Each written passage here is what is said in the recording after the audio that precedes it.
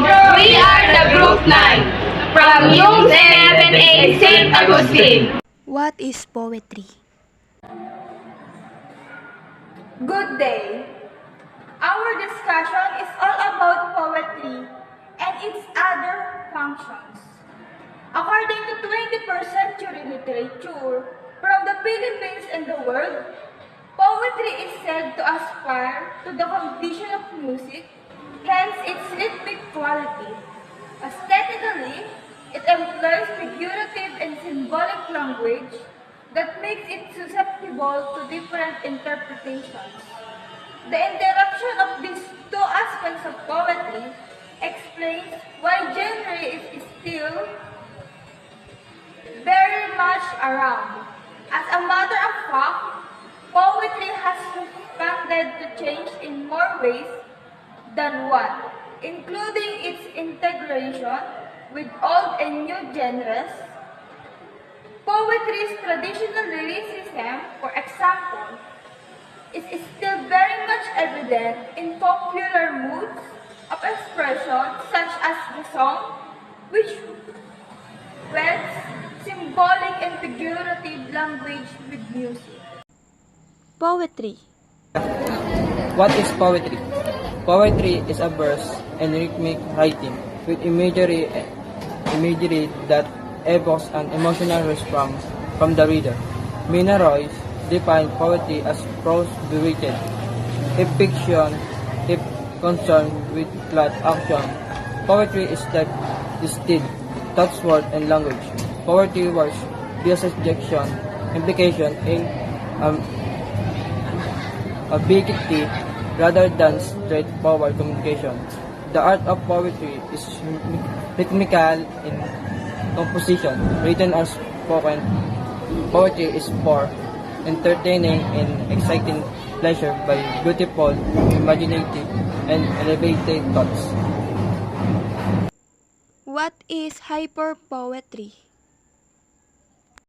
What is hyperpoetry? Hyperpoetry refers to the genre of poetry that is always produced and presented with the computer. It involves lines of verse, pursued links to footnotes, poetry generators, sub-poems or poetry with image or movement. Hyperpoetry highly includes visuals. What is spoken word poetry? What is spoken word poetry? It is a poem that has made its way into the hearts and souls of thousands of Filipinos, especially the millennials. It is a type of poem performed or read in artistic and emotive manner, which can be accompanied by music. It is an oral art that focuses on aesthetic of wordplay, such as intonation and voice inflection. Dream. If you got a dream, show me. Rebuild it to the world and own it. If you got a fashion, disown your inaction and make a habit of climbing the steep hill of your goals. Or else, dissatisfaction will echo in your soul. You think you're a nobody? Too scared to show your true colors? Hey, you better get out there on that red carpet and like a peacock, flaunt all your magnificent beauty, and not even for a moment, doubt yourself. You've got a dream. Stop hiding it under the reality. You ain't think of life got magic, but it's full of meaning. Once you awaken from your brain-dead anxiety, because you were too much off, what people will think of you. Your heart will come alive, beating with all the colors of the rainbow, and the music you love will receive you. Not until you accomplish what you dream of. When you get there, then they can believe you. What else you got to live for? But your dream.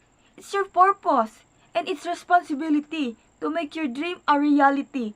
No until then we'll be able to see the magic the boat surround us and lives inside me and you.